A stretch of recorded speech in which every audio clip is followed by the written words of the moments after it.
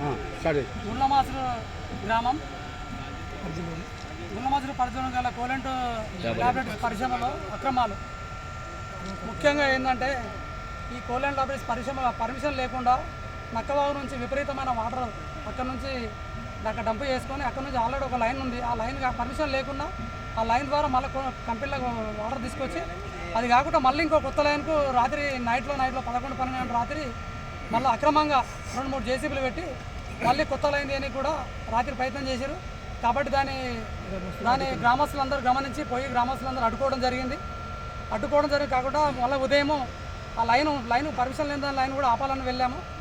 అదే కాకుండా వాళ్ళు కోలెంట్ పరిశ్రమలు కూడా పోలీసు వాళ్ళని పంపించి వాళ్ళు కూడా మమ్మల్ని అడ్డుకోవడం జరిగింది. మేము లా అండ్ ఆర్డర్కి ఎటువంటి ఆటంకం కలిగించొద్దు అనుకున్నాం, కలిగించాము. అక్రమ కట్టడాలు కొన్ని కాదు. కోలెంట్ ల్యాబొరేటరీస్ ఈ గుండ్లమాసులు అత్తూర మండలంలో కోలెంట్ ల్యాబొరేటరీస్ అక్రమాలు అన్నీ కాదు, చాలా దారుణం. ముఖ్యంగా గుండ్లమాసులు విలేజ్లో అయితే తట్టుకోలేని పొల్యూషన్. ఈ ఏసీ లైన్ల ద్వారా ఇక్కడ నుంచి ఎఫ్లెంట్ కొట్టడానికి కూడా ప్లానింగ్ చేస్తున్నారు ఈ కంపెనీ వాళ్ళు. అదే కాకుండా ఈ గుండ్లమాసులో మోడల్ స్కూల్ ఉంది, ఇప్పుడు కొత్తగా ఒకటి పెద్ద క్రషర్ వేస్తున్నారు. ఆ క్రషర్ ద్వారా కూడా ఇక్కడ నుంచి దుమ్ము ధూళి స్కూల్ పిల్లలు పోయేటోళ్ళు కూడా బట్టలు వేపుకొని మొక్కు మూసుకొని కూడా పోయే పరిస్థితి వచ్చింది. ఇప్పుడు నడిచే ఈ పెద్ద ఒకటి క్రషర్ కనిపిస్తుంది అక్కడ పైన, అది కూడా స్టార్ట్ అయిందంటే ఇది మొత్తం విలేజ్కి వస్తుంది, విలేజ్ మొత్తం బాగుతుంది. 100 టన్ బాయిలర్ కూడా పడితే ఆ దుమ్ము అంతా ఊర్లోకి వస్తుంది. దానివల్ల దమ్ము లంగ్స్ ప్రాబ్లం, ఇప్పటికి ఆల్రెడీ హార్ట్ ప్రాబ్లమ్స్ ఇది కెమికల్ వల్ల. ముఖ్యంగా కోలెంట్ పరిశ్రమ ఒక కెమికల్ అయితే దారుణంగా ఉన్నది. ఈ కట్టడాలు కూడా ఏ గ్రామ పంచాయతీ పర్మిషన్ లేకుండా ఏ పర్మిషన్ తీసుకోకుండా ఇష్టాన్ని రాజాగా వెనకకి ఇప్పుడు పర్మిషన్ కొత్తగా ల్యాండ్ తీసుకున్నారు, దీన్ని కూడా పర్మిషన్ లేకుండా కట్టుకుంటూ వెళ్తూనే ఉన్నాడు. గ్రామ పంచాయతీ తీర్మానం చేసింది ఒక 3-4 ఏళ్ల కింద లైన్ వేయొద్దని చెప్పి, ఆ పర్మిషన్ కూడా తీర్మానం కూడా తుంగలో దొక్కి కొత్తగా లైన్ వేసుకున్నారు. అది కాకుండా మళ్ళీ కొత్త లైన్ తీసుకొని దాని ద్వారా తెల్లందాక దొంగతనం అది కూడా లైన్ వేస్తే దాని గ్రామస్తులు అందరూ కలిసి అడ్డుకోవడం జరిగింది. కాబట్టి నేను ఒకటే రిక్వెస్ట్ చేస్తున్నా, మా గ్రామం ద్వారా ఈ నష్టపోయేది గ్రామంలో ఉండేటోళ్ళు మాత్రమే.